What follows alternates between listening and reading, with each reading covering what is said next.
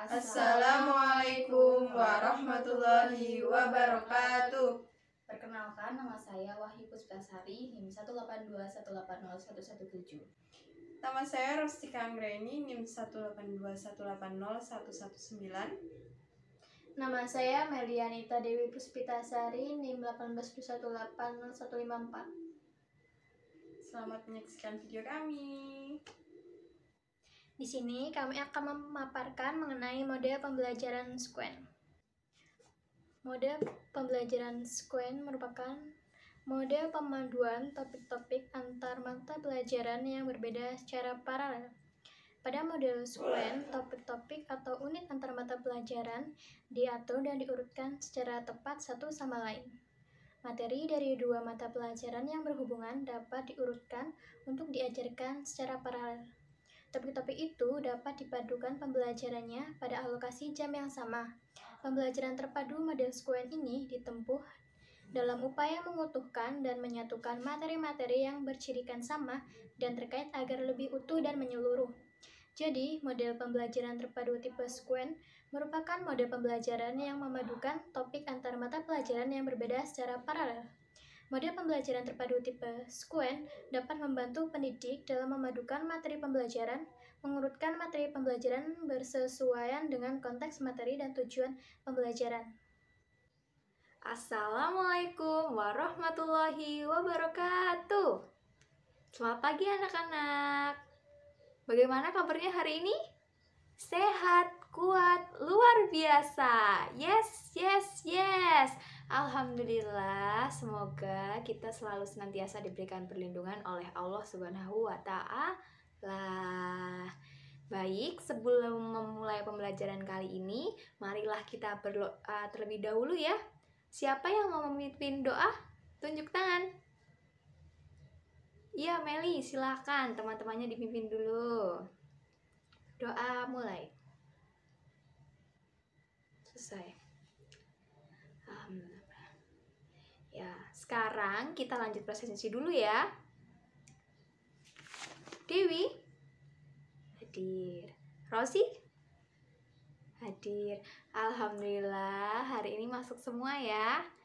Oke, seperti biasa, sebelum lanjut ke pelajaran, kita cek dulu teman kita yang ada di depan, di belakang, di samping, semuanya sudah rapi belum?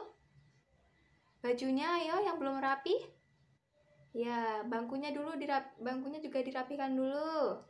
Oke, sudah siap ya? Ya, sekarang Ibu mulai. Pembelajaran kali ini kita akan membahas tentang tema 5, pahlawanku. Subtema 2, pahlawanku, kebanggaanku. Ya baik anak-anak, sekarang kita akan membahas tentang pahlawan. Siapa itu pahlawan? Ada yang tahu siapa itu pahlawan? Ya, pahlawan itu mereka telah berjuang untuk bangsa Indonesia. Siapapun yang telah berjuang untuk bangsa Indonesia melawan penjajah untuk memenangkan kemerdekaan.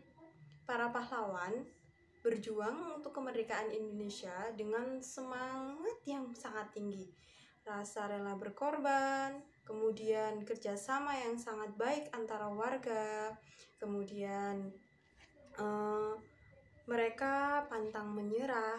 Seberat apapun ya perlawanan yang mereka hadapi dari bangsa Belanda untuk Indonesia, untuk memenangkan kemerdekaan, para pahlawan itu rela menumpahkan darahnya untuk memenangkan atau memerdekakan bangsa Indonesia. Langsung saja, siapa yang bisa menyebutkan apa saja sih dari contoh perilaku yang dapat kita pelajari dari para pahlawan semuanya? Baik, ya. Sikap yang dapat kita pelajari dari para pahlawan yang telah berjuang untuk bangsa Indonesia berupa rela berkorban. Siapa di sini yang rela berkorban untuk negaranya? Bagaimana caranya? Iya, belajar dengan giat. Karena negara kita sudah terbebas dari penjajah, maka berkorban kita yaitu mengorbankan waktu kita untuk belajar. Kedua, ada rasa semangat yang tinggi untuk mencapai sesuatu. Kita perlu menumbuhkan rasa semangat atau percaya diri dalam diri kita. Kemudian lagi cinta tanah air. Salah satu kunci yang sangat pokok dalam kehidupan kita, dalam berbangsa dan bernegara itu merupakan cinta tanah air. Cinta tanah air yang dapat kita lakukan yaitu dengan melestarikan kebudayaan yang ada di Indonesia, mencintai produk dalam negeri, serta yang berhubungan dengan produk lokal dari Indonesia. Kemudian ada lagi pantang menyerah.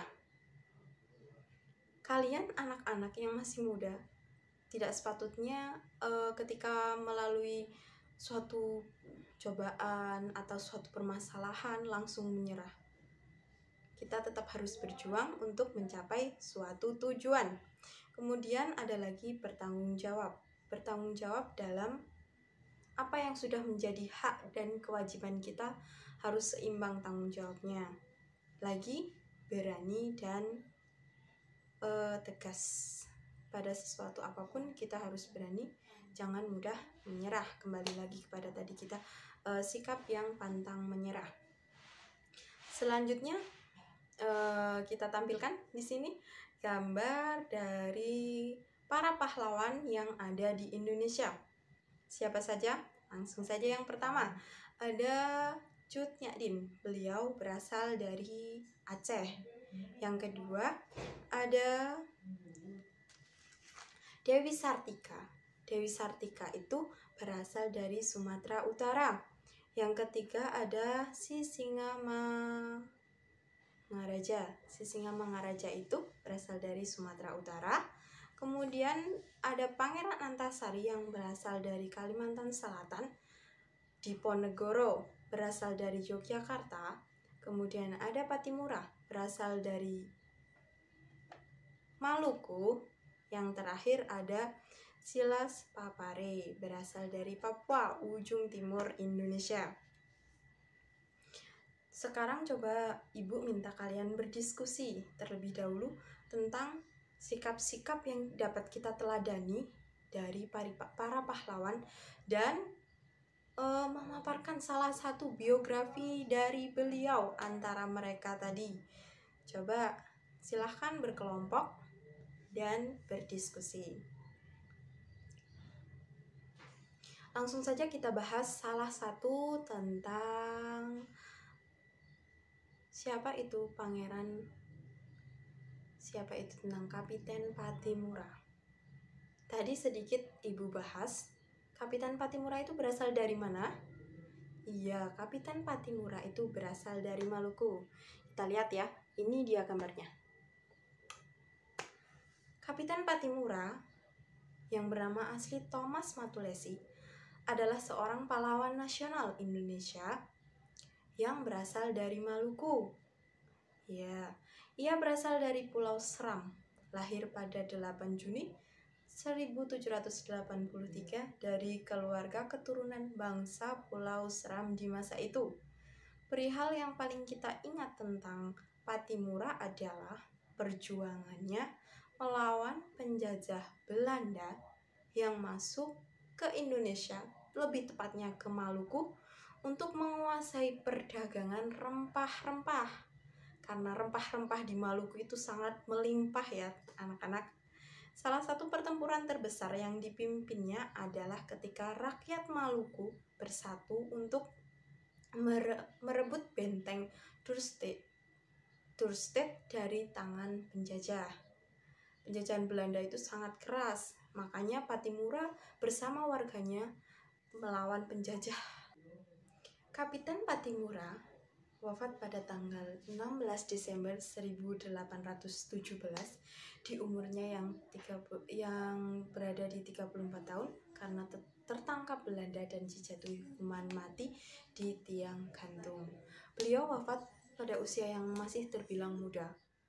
Perjuangan beliau untuk melawan penjajah, untuk merebut kembali benteng Dorstad yang ada di Maluku itu merupakan salah satu contoh yang perlu kita kembangkan, kita tanamkan dalam diri kita, yaitu rasa rela berkorban demi keutuhan bangsa Indonesia. Indonesia itu kaya akan sumber daya alam. salah satu yang menjadi faktor utama penjajah Indonesia masuk ke dalam penjajah Belanda masuk ke dalam Indonesia, yaitu banyaknya, melimpahnya rempah-rempah yang dihasilkan di Indonesia. Kita akan sedikit membahas apa itu rempah-rempah, ya. Ada yang bisa menyebutkan contoh-contoh dari rempah-rempah? Ya, benar sekali. Rempah-rempah itu ada bermacam-macam. Contohnya yang kita gunakan dalam kehidupan sehari-hari.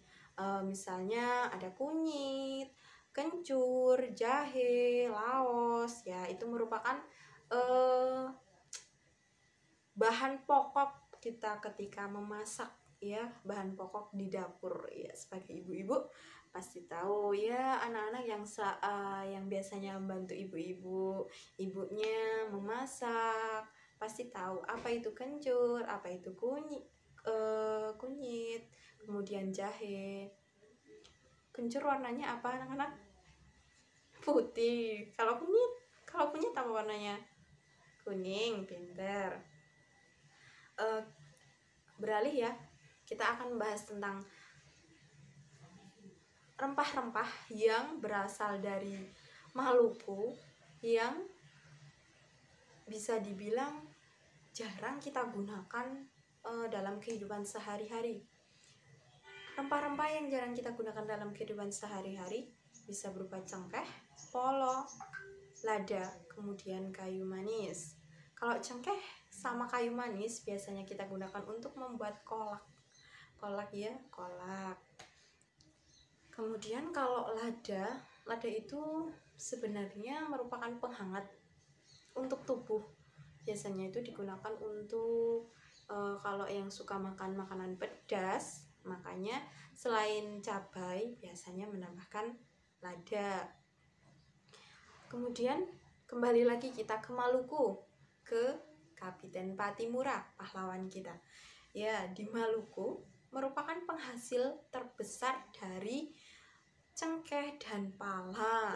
Oleh karena itu, salah satu alasan Belanda masuk ke Maluku itu juga untuk merebut pasar perdagangan rempah-rempah yang ada di Maluku. Mereka ingin mengambil semua hasil rempah-rempah yang ada di Maluku untuk dibawa ke Belanda.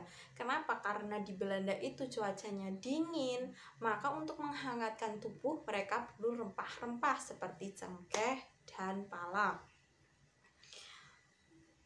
Membahas sedikit tentang manfaat dari cengkeh dan pala. Cengkeh dan pala itu termasuk ke dalam rempah-rempah atau bisa disebut juga obat tradisional yang memiliki manfaat sangat banyak. Kita bahas satu terlebih dahulu, yaitu cengkeh. Apa itu manfaat cengkeh? Cengkeh dapat menurunkan kadar gula darah, dapat menurunkan kolesterol, kemudian juga mampu melancarkan pencernaan. Oh iya, selain untuk membuat kolak, cengkeh biasanya kalian temui di mana sih? Benar sekali. Di mana, anak-anak? Di topping nastar, ya kan? Kalau nastar itu biasanya menggunakan cengkeh supaya baunya lebih harum. Kemudian untuk pala, manfaat pala itu sendiri mampu mengatasi diare. Kalau kalian sakit perut karena makan makanan yang pedas, jangan terlalu bergantung kepada obat, karena obat itu tidak selamanya baik. Kalau kita kebanyakan minum obat, maka ginjal kita akan terserang, ya kan? Maka dari itu alternatifnya obat tradisionalnya kita dapat menggunakan pala sebagai pereda saat kita diare.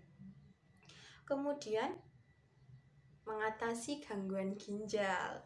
Ya, salah satunya itu tadi sudah Ibu sebutkan, karena kita kebanyakan, misal kita sedang diare, kita kebanyakan minum obatnya menumpuk dari yang lalu-lalu kita sakit apa? Karena kita kebanyakan minum obat, ginjal kita yang terserang, ya kan? Nah, untuk menghindari terserangnya ginjal kita, maka kita perlu menjauhi yang namanya obat. Kita bisa menggunakan obat-obatan tradisional, yaitu berupa pala. Pala juga membantu kesehatan ginjal. Selain itu, ketika kita merasa mual, ketika kita merasa mual, lambung kita dapat diatasi. Mual kita itu dapat diatasi dengan pala juga. Ya, terima kasih. Sekian ya materi dari Ibu. Ya, hari ini kita sudah belajar apa saja anak-anak? Benar sekali tentang pahlawan di Indonesia dan tentang rempah yang ada di Maluku. Iya, benar sekali. Tadi contoh rempah-rempah yang dari Maluku itu apa saja ya? Ada yang tahu? Iya, Rosi, apa saja? Benar, cengkih dan pala. Benar sekali, berarti masih inget ya semuanya ya? Masih paham ya? Bagus, kalau sudah paham semuanya. Ya, jadi kesimpulan untuk hari ini, kita dapat meneladani sikap-sikap para pahlawan bangsa. Misalnya apa saja? Ya, rela berkorban. Kemudian apa lagi? Cinta tanah air, pantang menyerah, berani dan tegas, serta bertanggung jawab. Wah, benar sekali. Ya, dari sini ada yang mau ditanyakan? Ya, jika tidak, Ibu akhiri saja ya. Tapi sebelum pulang, kita harus berdoa terlebih dahulu. Silakan Dewi, teman-temannya dipimpin berdoa. Doa selesai. Ya, sekian pembelajaran pada hari ini. Kurang lebihnya Ibu mohon maaf. Kalian juga itu ya, pulangnya hati-hati ya. Ya,